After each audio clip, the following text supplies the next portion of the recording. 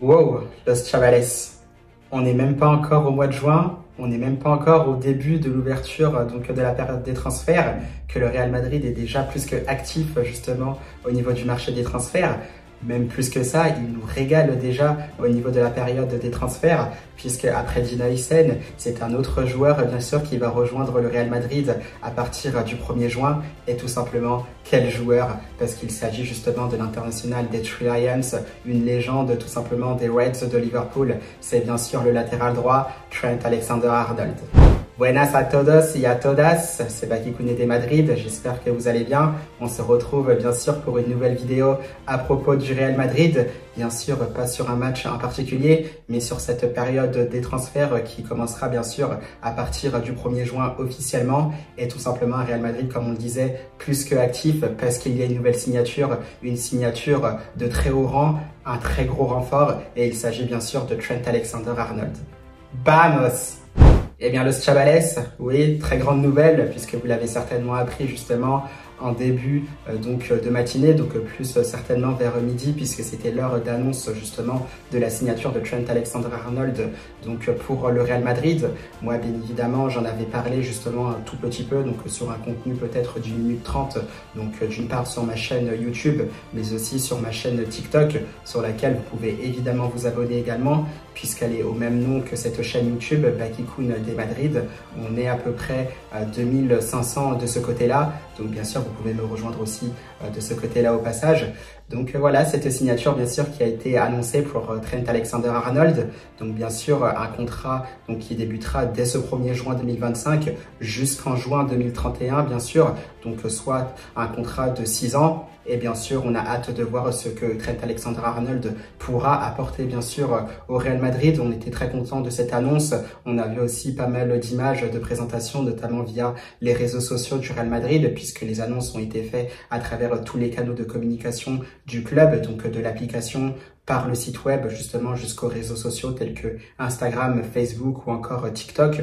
Donc bien sûr très très content de cette signature, même si au départ je n'étais pas forcément hypé par cette signature de Trent Alexander-Arnold. On y reviendra bien sûr un peu après dans cette vidéo là, Los Chavales, parce qu'il y a pas mal de choses à dire tout simplement sur Trent Alexander-Arnold, notamment pour ses qualités mais aussi ses défauts, et tout simplement aussi peut-être les potentiels joueurs aussi que j'aurais vu justement venir à sa place au Real Madrid, parce qu'il y en avait un justement que j'aurais aimé voir du côté du Real Madrid, tout simplement. Malheureusement, c'est pas le cas. Le choix s'est plutôt porté justement sur l'international des Three Lions.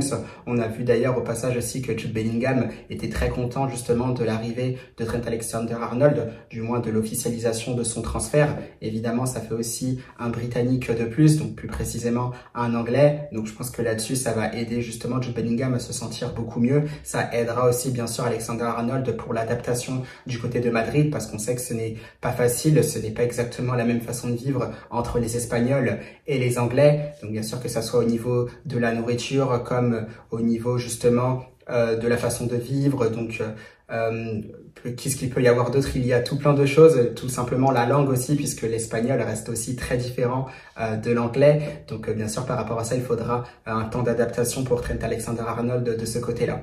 Donc en tout cas, on a pu voir que Jude Bellingham était très très content. Donc bien sûr, on va passer à la suite, donc cette signature de Trent Alexander-Arnold. Donc oui, sur le papier, ça on le sait, Los Chavales, c'est une très grosse signature pour le Real Madrid. Déjà d'une part, pour la simple et bonne raison que on connaît bien sûr le talent de Trent Alexander-Arnold, un très grand joueur.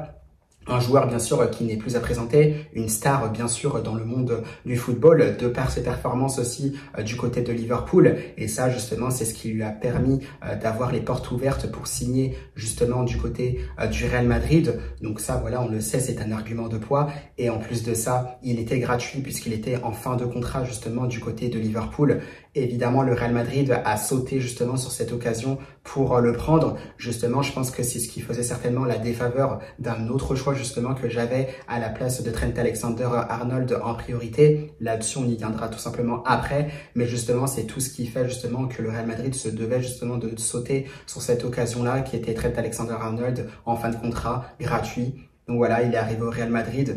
Et vu ce qu'on voit, on semble se féliciter tout simplement de cette arrivée-là. On l'a vu notamment aussi du côté de Marca, donc le quotidien espagnol, donc madrilène bien sûr, où on parle tout simplement de un asistente de lujo, donc un peu pour dire tout simplement un joueur bien sûr qui fait pas mal de passes décisives, donc un passeur décisif tout simplement de luxe, si on peut le dire ça comme ça, parce que Trent Alexander-Arnold fait tout simplement partie des meilleurs passeurs décisifs, donc toutes ligues confondues, et ça c'est tout simplement incroyable parce que c'est une des qualités sur laquelle on va revenir.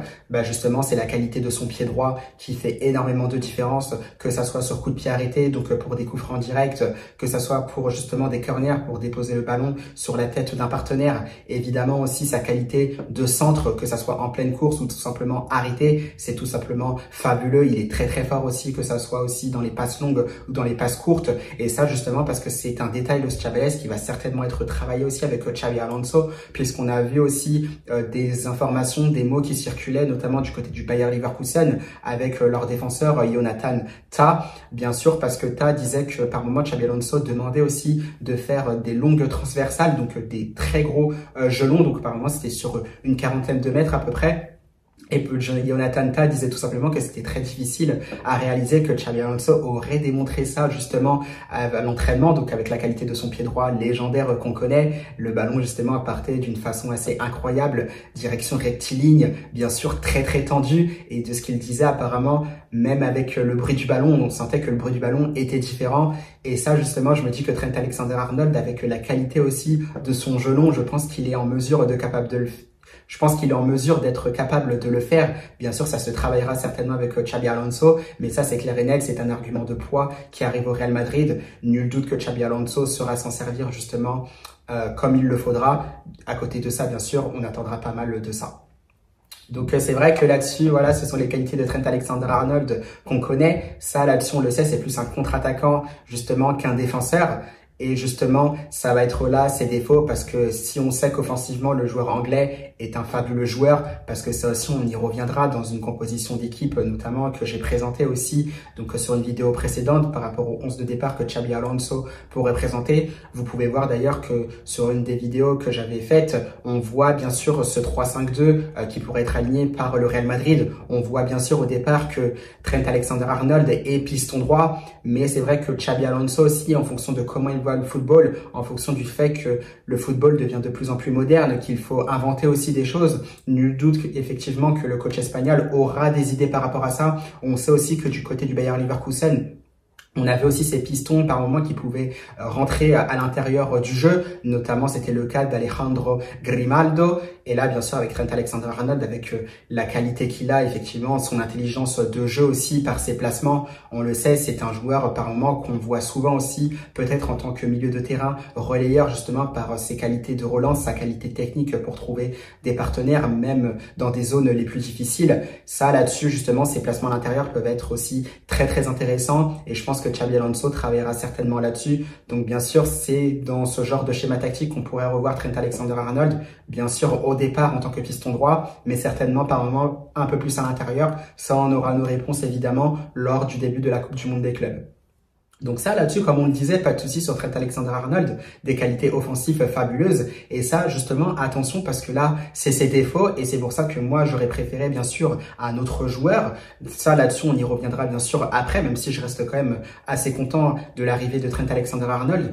Bien sûr, ses défauts, on les connaît, Los Chavales, c'est le côté défensif, notamment, bien sûr, dans le 1 contre 1, où il se fait aussi très facilement éliminer. Et ça, peu importe l'adversaire. Alors ça, quand c'est un adversaire de gros calibre sur les côtés, ça devient tout de suite très très difficile. Et ça, sur ça, je m'inquiète parce que c'est quelque chose que l'international des Three Lions n'a pas réglé du côté de Liverpool. Arne Slot, d'ailleurs, de ce côté-là, pour le côté défensif de Trent Alexander-Arnold, en parlait, bien sûr, où il disait tout simplement que Trent Alexander-Arnold, dans le secteur défensif, était capable de faire beaucoup mieux. Mais comme on le disait, bien sûr, c'est quelque chose qui n'aura pas été réglé. Et de ce côté-là, quand on sait tous les problèmes défensifs qu'a eu le Real Madrid de cette saison, il faudra bien sûr se méfier, bien sûr, du côté défensif, du moins des défaillances défensives de Trent Alexander-Arnold, parce que quand il y a un client sur son côté, ça devient tout de suite très difficile. Moi, je me rappelle, bien sûr, lorsqu'il avait affronté Vinicius Junior sur le côté gauche, donc lors de la Ligue des Champions, c'était l'édition 2022-2023, le Real Madrid s'était qualifié pour les quarts de finale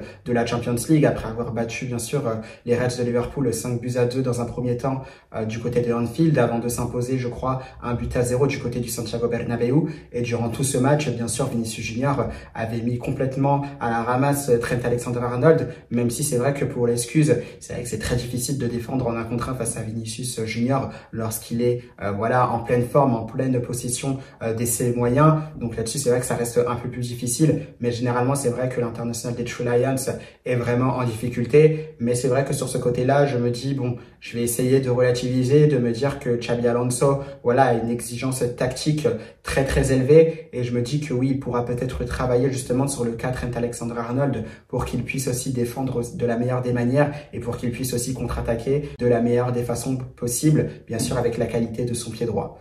Donc là-dessus, voilà, ces défauts-là, on les connaît pour Trent Alexander-Arnold, donc il faudra faire très très attention. Sur le côté offensif, je ne m'inquiète pas du tout Los Chavales, car si la tactique de Xabi Alonso est en place, si les joueurs bien sûr sont à son écoute, si on arrive aussi à quand même laisser une certaine liberté, une certaine créativité justement aux joueurs de cet effectif du Real Madrid, nul doute que Trent Alexander-Arnold sera très très fort. On aura bien sûr les premiers éléments de réponse face à Al Hilal, encore une fois, puisque Trent Alexander-Arnold, ça c'est officiel, participera à la Coupe du Monde des clubs pour le Real Madrid. Le Real Madrid aurait payé, je pensais que c'était 5 millions d'euros, mais de ce qu'il se dit, ce serait 10 millions d'euros à Liverpool pour que le joueur puisse être libéré, bien sûr, avant la fin de ce contrat qui était prévu normalement au 30 juin donc 2025. Donc, bien sûr, ça arrivera avant.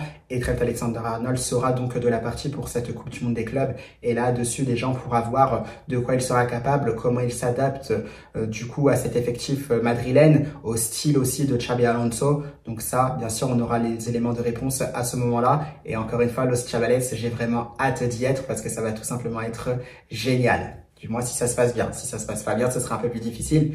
Mais bon, on croise les doigts. On reste bien sûr optimiste comme le Real Madrid l'est toujours. Et voilà, il faut tout simplement se dire que ça va le faire. Donc voilà, bien sûr, pour tous ces défauts-là et bien sûr les qualités de Trent Alexander-Arnold, c'est à coup sûr un grand joueur qu'on accueille du côté du Real Madrid. Donc là-dessus, bien sûr, on est content. Mais parce qu'il y a toujours un mais, Los Chavales, et c'est vrai que c'est assez compliqué, c'est que moi, au départ, je ne voulais pas forcément Trent Alexander-Arnold donc pour le Real Madrid à ce poste de latéral droit. Du coup, par le fait justement de ses défaillances, notamment sur le secteur défensif. Et justement, sur ça, j'aurais préféré un latéral droit peut-être beaucoup plus complet, qui pouvait jouer aussi au même poste pour le Real Madrid. Vous le connaissez très très bien, Los Chavales, puisqu'il a joué au Real Madrid il y a quelques saisons. Surtout, il a été formé justement par le Real Madrid. C'est un joueur justement issu de la Fabrica Madrileña. Vous le savez, il est du côté du Paris Saint-Germain. Il sera en finale de la Champions League. Donc dès ce samedi, ce sera face à l'Inter de Milan. C'est bien sûr Achraf Hakimi. C'est bien sûr un latéral droit, un piston droit aussi que j'aime beaucoup.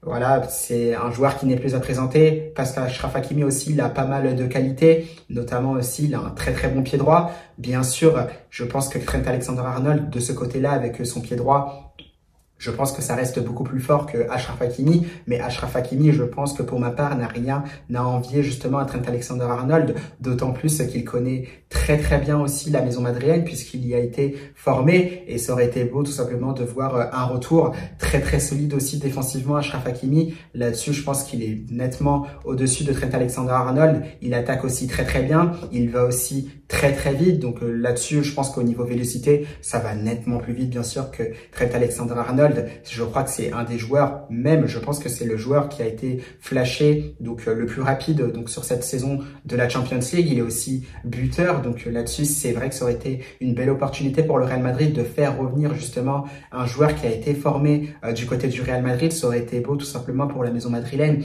pour la formation, parce qu'on met justement les joueurs qui ont été formés au club justement au premier plan en valeur. Achraf Hakimi justement est devenu un des meilleurs joueurs du monde et ça je trouve que c'était vraiment dommage.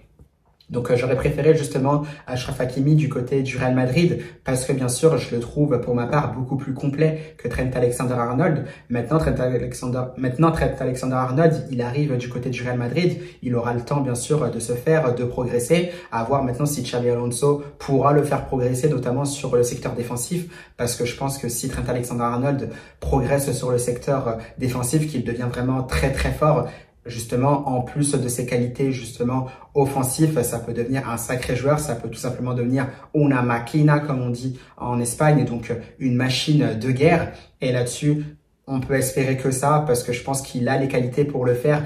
Arne Slot en a parlé justement, disant qu'il était capable justement de très bien défendre. À lui de voir, la balle est dans son camp, mais bien sûr, il faudra défendre, même si c'est vrai qu'il sera certainement bien couvert par 3 défenseurs centraux si Xabi Alonso justement aligne le 3-5-2. Donc là-dessus, on verra bien ce qu'il se passera. Mais c'est vrai que pour ma part, j'aurais été quand même pour un retour d'Achraf Hakimi parce que ça représente beaucoup plus le Real Madrid, voilà, le centre de formation et c'est un peu dommage. Après, qui sait, peut-être qu'un jour ça se fera, peut-être que Achraf Hakimi sera de retour.